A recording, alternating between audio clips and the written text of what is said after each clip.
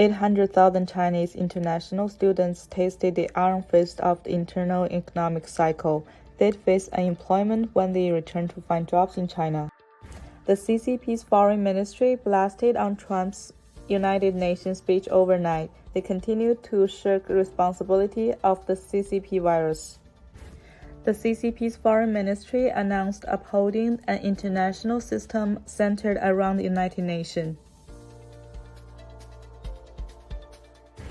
Huawei again laid off employees in Australia and reduced investments there. The CCP tried to influence the U.S. presidential election by revoking the licenses of U.S. casinos in Macau. CCP spending 9.5 trillion RMB to develop microchips. The propaganda resembled the Great Leap Forward. In this propaganda, the CCTV announced a harvest and plentiful of food production nationwide this year.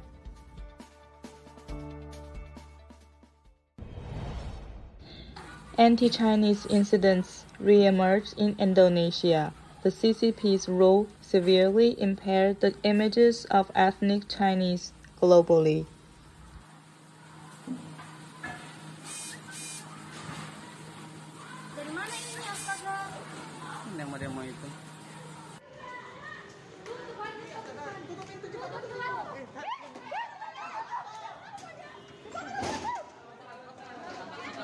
Slow.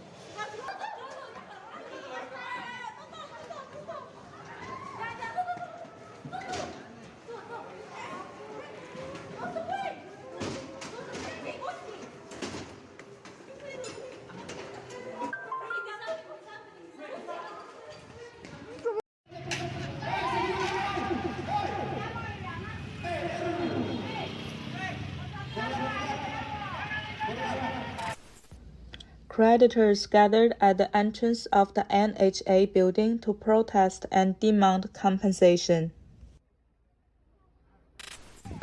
In retaliation to the Mongolian people, the CCP introduced a law that banned grazing livestock. The herders secretly let their livestock graze on the grassland. The CCP confiscated the livestock after discovering that a levee in Heilongjiang collapsed, and 70,000 acres of farmland were flooded. The propaganda called it harvest again. An acre produces food valued at 2,000 Chinese yuan by estimation. The total loss is amounted to 100 million. In Jiangxi province, you'll be fined if you don't walk in the way specified by the regulations. You'll be fined for breathing someday. Another rocket launched by the CCP crashed. Recently, another rocket launch in Communist China failed.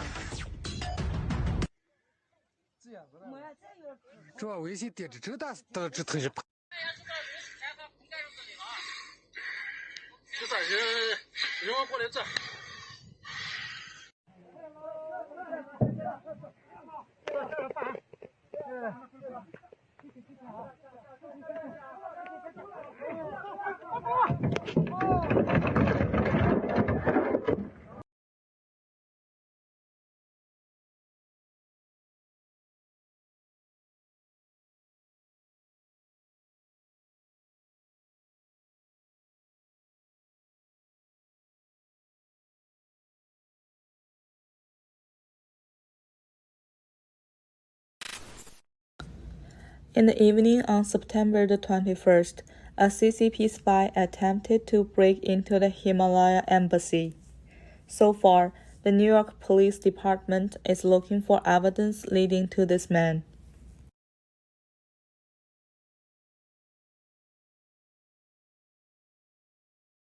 What are you doing there? What are you doing? Why are you trying to open the door? No, seriously, who are you?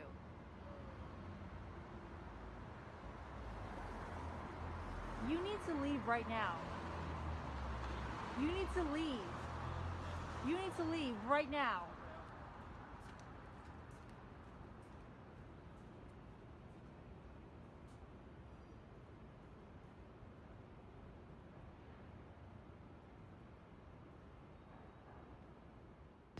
accumulate wealth over 100 million yuan. The internet celebrity CCP secretary was investigated. This is not just one person's fault.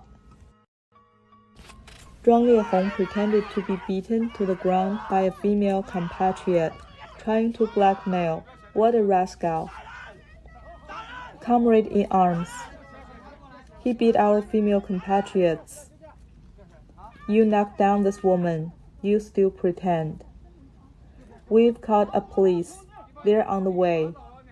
He punched our female compatriot on the chest, right? Yes, punch hard. He pretended to fall down. He's a bastard. Look at this bastard. You pretend. You're a rogue man. How can you be such a rogue as a man? This lady is not feeling well, right? He hit her on the chest. Yes, shameless, hit the lady on the chest. She was punched by him. Her head has fallen off. Don't move, don't move. Just lie down if you don't feel well. Zhuang, look who is pretending. Comrades, no pictures, don't take pictures. Zhuang, you want to hit me, do you? Comrade, don't take pictures of me. Block him. Zhuang, why do you want to hit me? Comrade, you are not allowed to take pictures of me. The police are coming.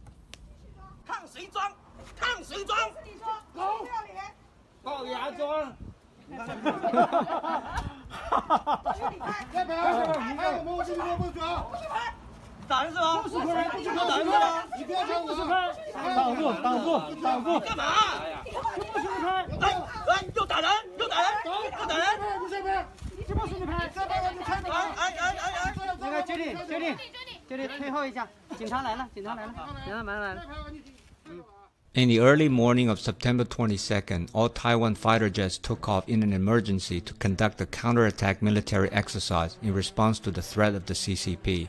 On the fourth day of the CCP military exercise, Taiwan launched a full-scale counter-exercise of its air force by spring. As we pursue this bright future, we must hold accountable the nation which unleashed this plague onto the world, China. In the earliest days of the virus, China locked down travel domestically while allowing flights to leave China and infect the world. China condemned my travel ban on their country, even as they canceled domestic flights and locked citizens in their homes. The Chinese government and the World Health Organization, which is virtually controlled by China, falsely declared that there was no evidence of human-to-human transmission. Later, they falsely said people without symptoms would not spread the disease. The United Nations must hold China accountable for their actions. In addition, every year, China dumps millions and millions of tons of plastic and trash into the oceans, overfishes other countries' waters, destroys vast swaths of coral reef, and emits more toxic mercury into the atmosphere than any country anywhere in the world. And most recently, what's gone on with Chinese social media, their wolf warriors, and the CCP apparatus. You know, look, there are 4 wars we can be fighting with China. Number one is the kinetic war, where the U.S. has the top kinetic war department in the world. Let's hope it never goes there. Number 2, cyber war. We've been fighting a cyber war with China since the early 2000s, and we have one of the top war departments in the world. The 2 other wars that we can be fighting with them, the economic war and the information/narrative war, we don't have war departments for, and China's been fighting those against us since it ascended the WTO. So Barry Diller has his opinions. I'm sure he has investments in China, and I'm sure he is some way trying to profit from this. Look, I don't have investments in TikTok or Huawei or ZTE or WeChat, but I try to call it like I see it. And what I see here is a grave U.S. security national security concerns.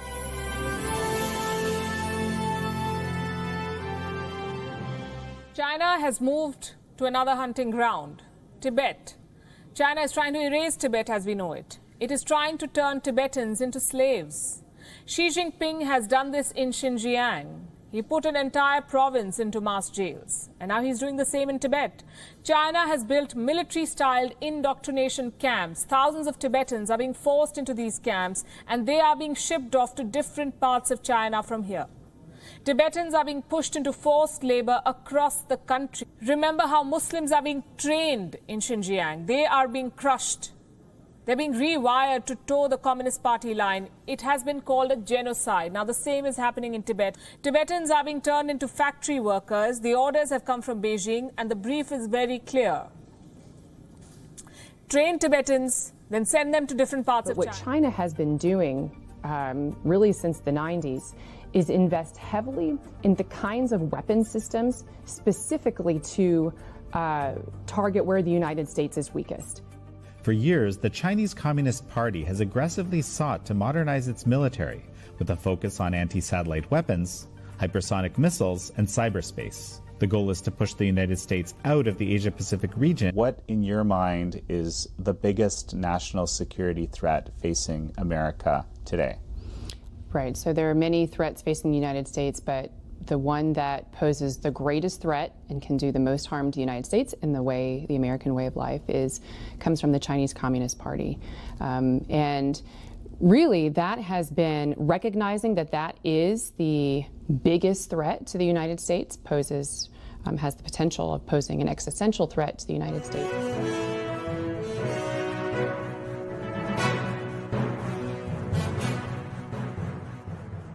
Trade deal's not good enough. Just not good enough. We're huge supporters of the president, but we know the dangers of the CCP. And right now we're playing footsie. Okay? Time for action. I mean tough act. Shut TikTok down. Brian Kilmeade just said right there, hey, they killed 200,000. I didn't see the president say no. He says, I'm very angry at them. Time to turn anger into action.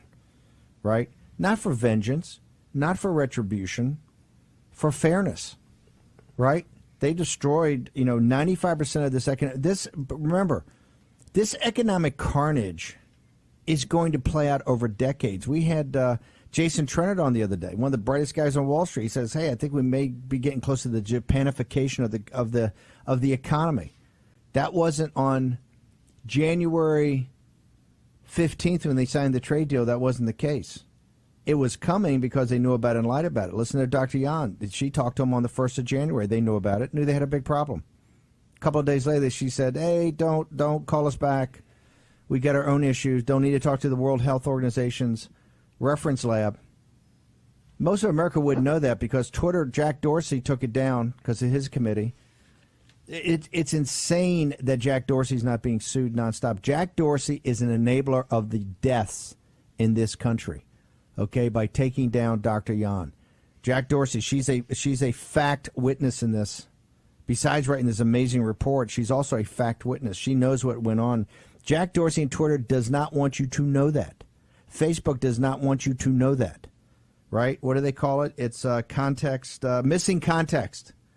Missing context is how in bed with the Chinese Communist Party they are, how they kowtow to the CCP. Jack Maxey, what other news we got coming out of China? You're all over the tells. There's some tells coming out here. Are there not, sir, in the Global Times? Well, there's some big tells. I mean, before we get to the big one, I want to say that the president, in the last weekend, we've had China basically declare that they're going to invade Taiwan, that this is all over with. They've told us that they've created essentially an entities list of people, corporations who the Chinese government is not going to deal with.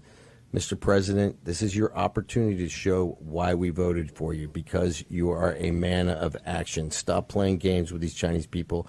They are delaying the inevitable confrontation, and while they're delaying, they're stocking up on food from our Iowa farms. I think it's time to cut the entire chain with Communist China, my opinion.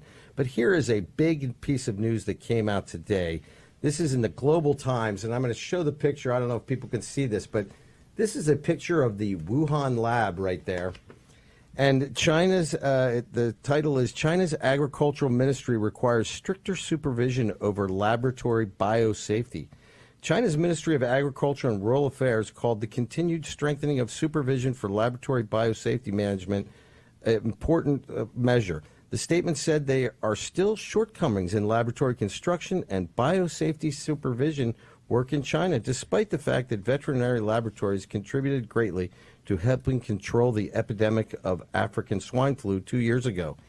Essentially, in my opinion, I believe they are setting up a narrative where they can then blame some cadre in the Wuhan lab for the release of this virus so that it's not the responsibility of the Chinese Communist Party. As always, it's going to be some functionary who's going to be blamed for this. Expect the bat lady to maybe not be going to New Year's next January. And I'll tell you what, I contacted our esteemed virologist, Dr. Yan, with this article, and I'd like to read for you what she said, and hopefully @Jack won't take it down from Twitter. She said, these recent news about biosafety issues in China is to let people believe biosafety concerns is a big issue and make people believe that SARS-2 is accidentally escaped from lab. But remember, SARS-2 is their weapon from P4 lab, not other common pathogens from common labs, and no pandemic from those accidents after the control. For lab made, they knew they cannot denied with my strong scientific evidence. Basically, she's saying that this sort of change in the narrative, and I've discussed this with other people, is basically them setting the stage for their mea culpa. Planet Earth, we cannot let them play this game. They are responsible for this epidemic around the world. And we're going to find out later on today, a 96-page report is going to be published by Congress on the Foreign Affairs Committee, and it was obtained by the New York Post, and in it they say that it is beyond doubt that the CCP actively engaged in a cover-up designed to obfuscate data, hide relevant public health information, and suppress doctors and journalists.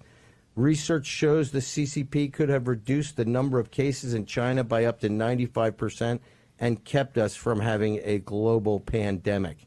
Ladies and gentlemen, it is time for the rubber to meet the road. Mr. President, it is time for you to stand up and do your most fundamental job, which I know you believe in, which is to protect the American people. Let's protect our economy. Let's protect our agricultural exports.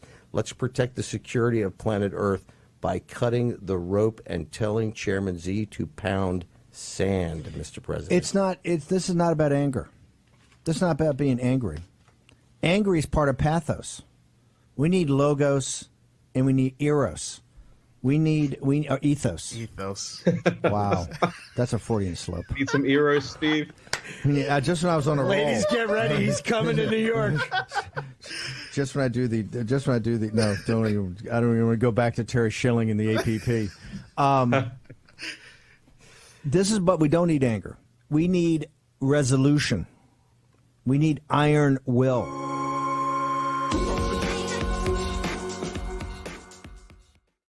So this hooligan CCP, once you understand them, dear brothers and sisters, you will know when they start to fight amongst themselves, not only will they be vicious towards the 100 names, not only will they be vicious towards the poor, they treat their political enemies in more vicious way than anyone else. Since the dawn of human history, the CCP is the organization that treats its internal political enemies in the most vicious way. That's why we had Ling Biao, who died in a plane crash in Mongolia. Then there was Liu Shaoqi. No one could find him for several years. His nails and hair grew so long that no one could even recognize him. In the end, no one could even find his ashes. Zhu De, Cheng Yi, Peng Dehuai, Mao's old generals. They were all killed off. Almost all their families were killed too. This time around, all of a sudden, over the past day or two, the infighting between different factions of the CCP, such as Zheng Qinghong, Li Keqiang, Jiang Zemin, Zhu Rongji, these old soldiers have all come out, pulling all sorts of tricks they had up their sleeves. All of them know the next 30, 40 days are absolutely critical. What's more important is, these other old soldiers locked up in Qingcheng prison, every one of them is a handful.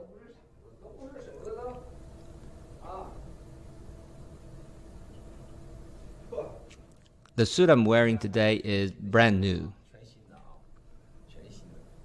but not the tie. I'm wearing that for the second time. So the U.S. government has received all sorts of information. Last night they called me and asked, is this true? How about this one? The U.S. government has learned and become smart, and rightfully so. Some of the CCP folks would give the U.S. intelligence that's 70% real and 30% fake, or vice versa, to trick you into a trap. Then they would use the U.S. government to end their internal political struggle. I found out yesterday that many were feeding such information to the U.S. What they provided was a mixture of truth and lies. I told the Americans, don't fall for it. However, I found out this morning they actually provided information of great importance, that Pandora's box I mentioned will be more and more verified by the CCP. Pandora's box is the 1357M plan, or rather it's a part of that plan.